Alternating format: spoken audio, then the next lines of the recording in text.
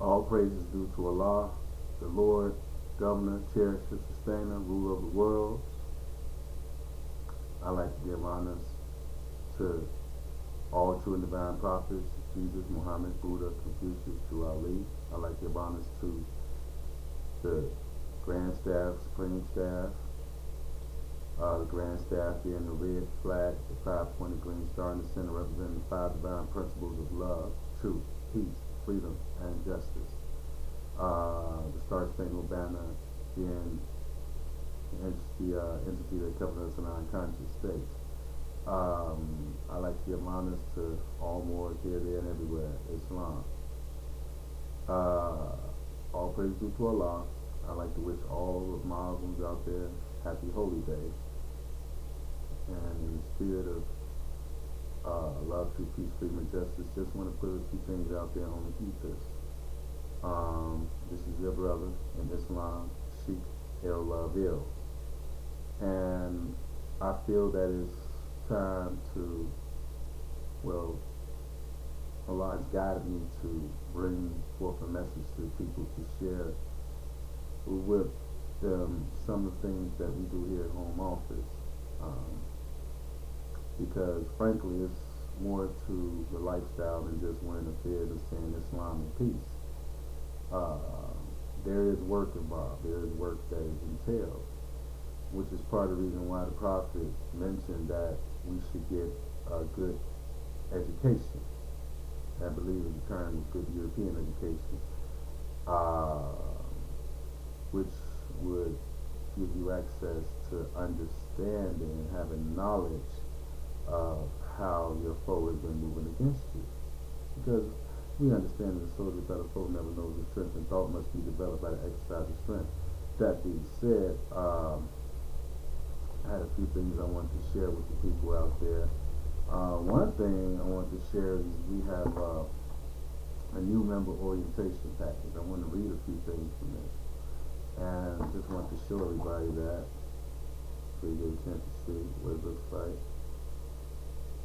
Okay, it's long, and read some stuff from here. Okay, actually, it's a compilation of things that every new member should have access to.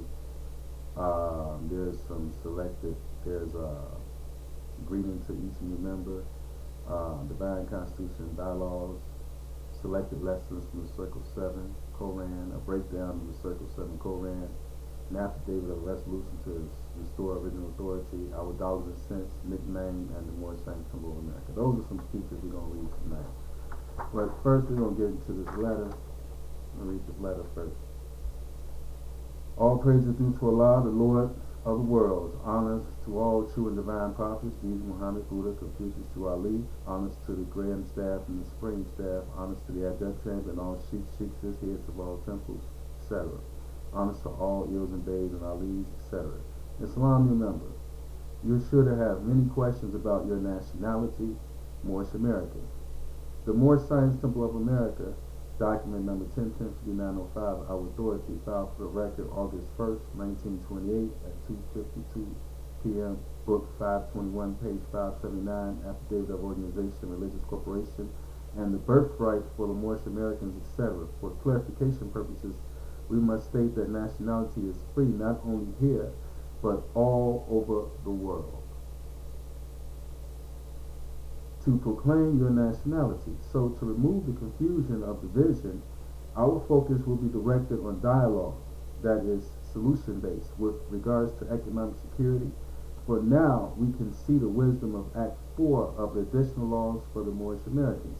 We are currently in the process of updating certain procedures within the temple to accommodate the current and future generation of Moors. For starters, the nationality and identification card that has been issued, that are issued, can be tracked or traced by the temple or other authorities outside of our jurisdiction if necessary, due to the temple's capacity to now file and record the appropriate documentation. We know that the best is expected of us, temple leadership, from Allah, His Prophet, and the members, and it is the intention of this current administration to give no less than our best. Peace. Sheikh El Laville, Moorish Missionary. With that being said, we want to get to some of the literature inside. Okay, we have the divine constitution bylaws. We have the creation and fall of man, which is appropriate. Those are good lessons to demonstrate on the holy day.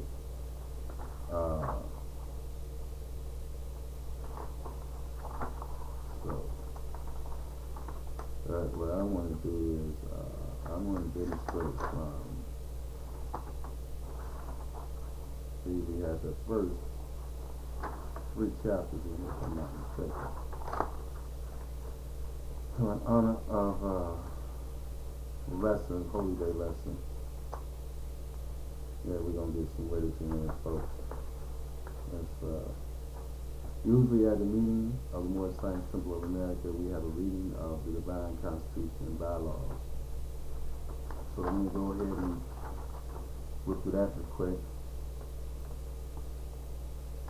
Salvation, Allah, Unity, the Moorish Temple of America, the Divine Constitution and Bylaws.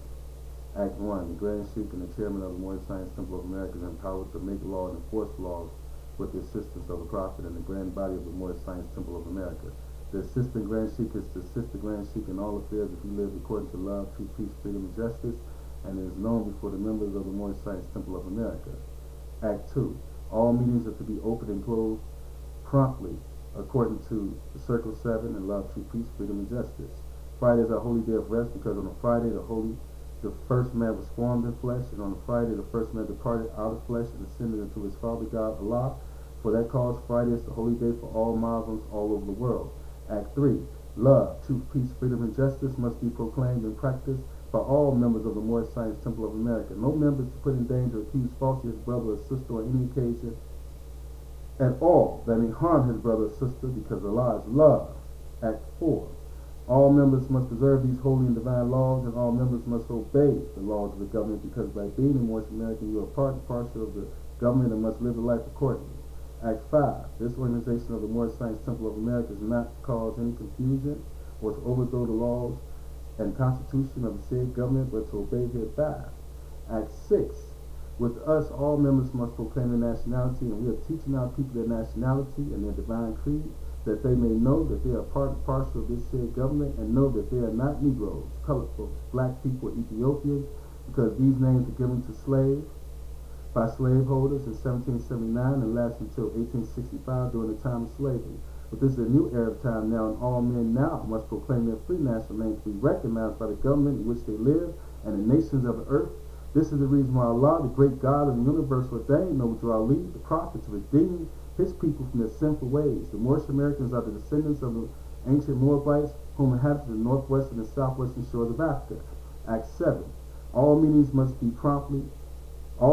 must promptly attend their meetings and become a part and parcel of all uplifting acts of the Moorish Temple of America. Members must pay their dues and keep in line with all necessities of the Moorish Temple of America. Then you are entitled to the name of faithful. Husband, you must support your wife and children. Wife, you must obey your husband and take care of your children and look after the duties of your household. Sons and daughters must obey father and mother and be industrious and become a part of the uplifting and fallen humanity. All Moorish Americans must keep their hearts and minds filled with love and their bodies cleansed with water. This divine covenant is from your holy prophet, Noble Ali, through the guidance of his Father God, Allah. Moorish American prayer. Allah, Father of the universe, the Father of love, truth, peace, freedom, and justice. Allah is my protector, my guide, my salvation, by night and by day, through his holy prophet, Ali. Amen.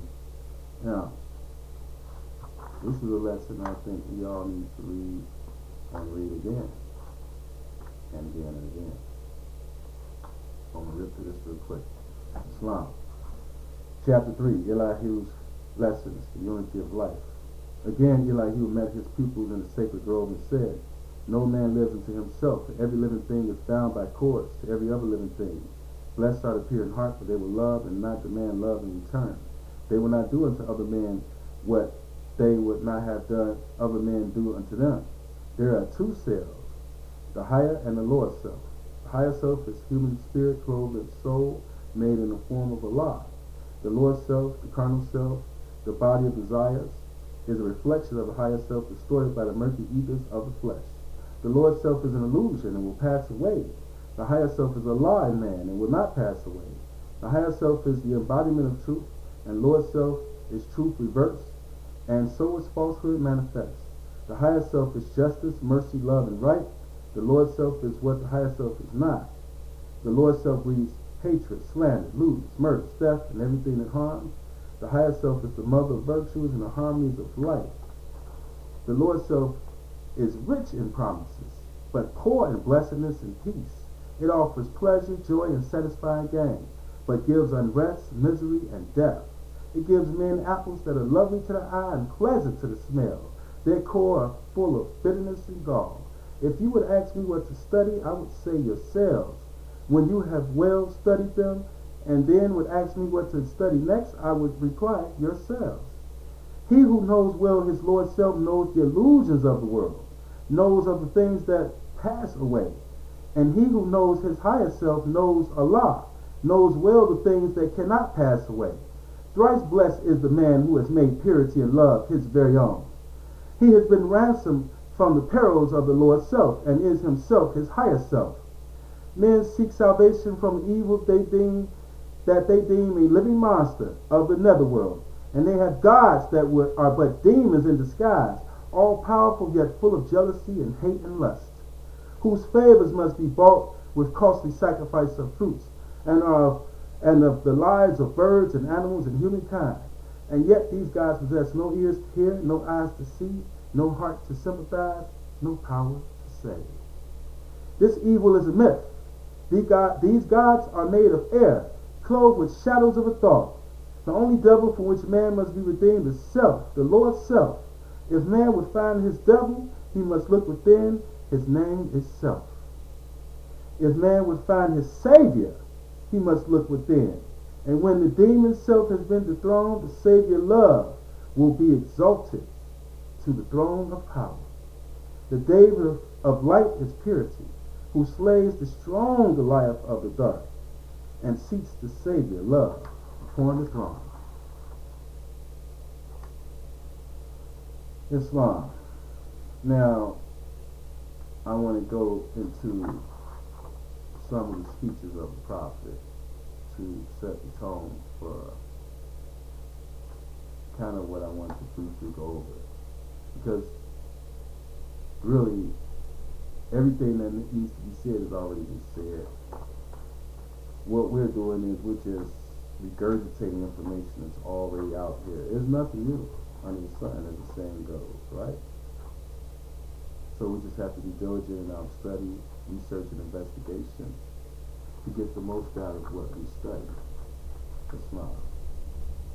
Okay, with that being said, without further ado, we're going to read this speech called Dollars and Cents. This is a pretty nice piece.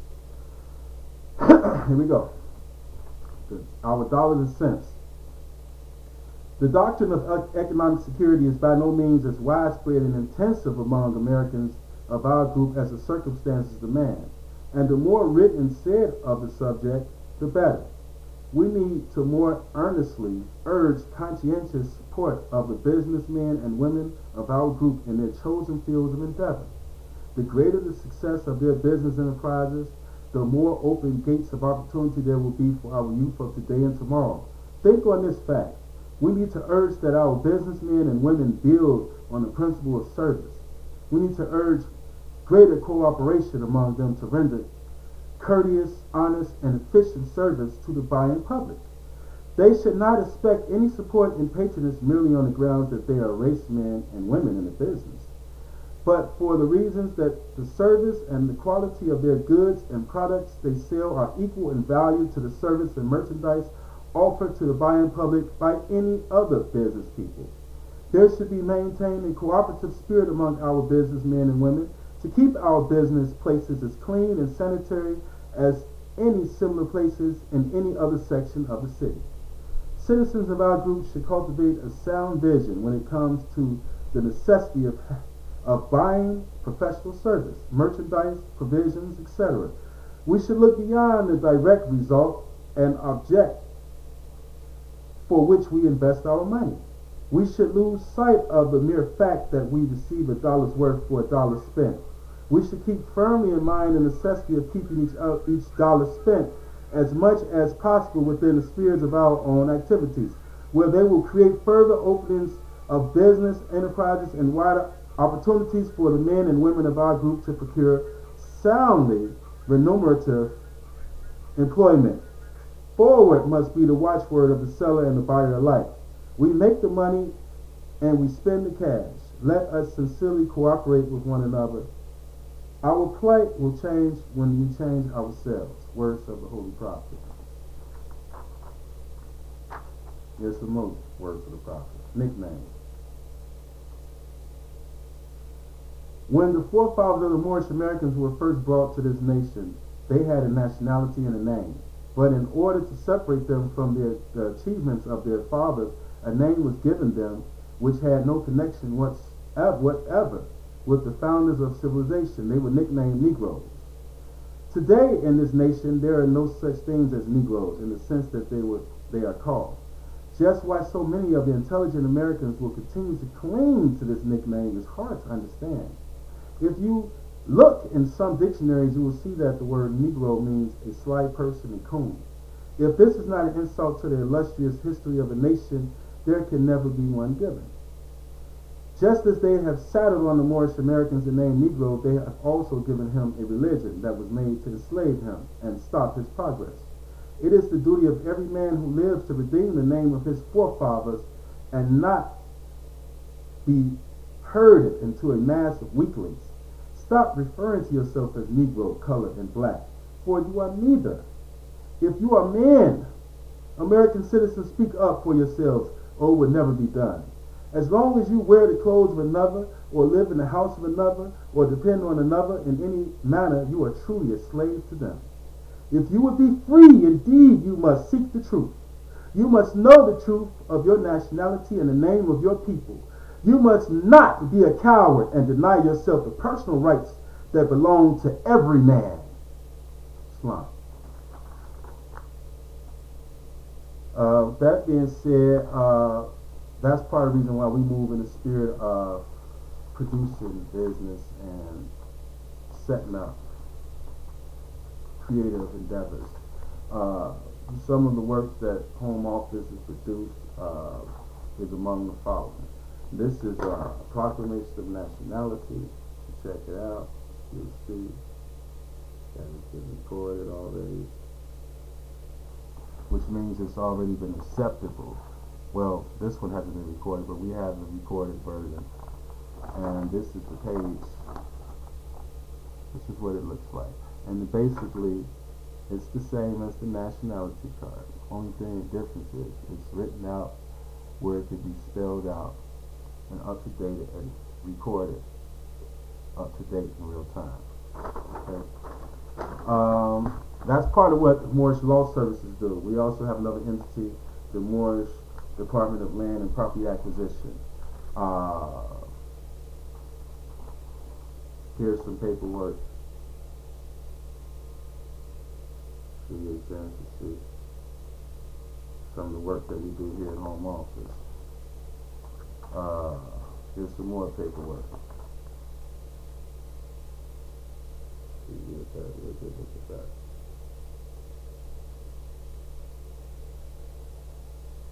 So that is their file, by the way. So we don't play here, we study Islam.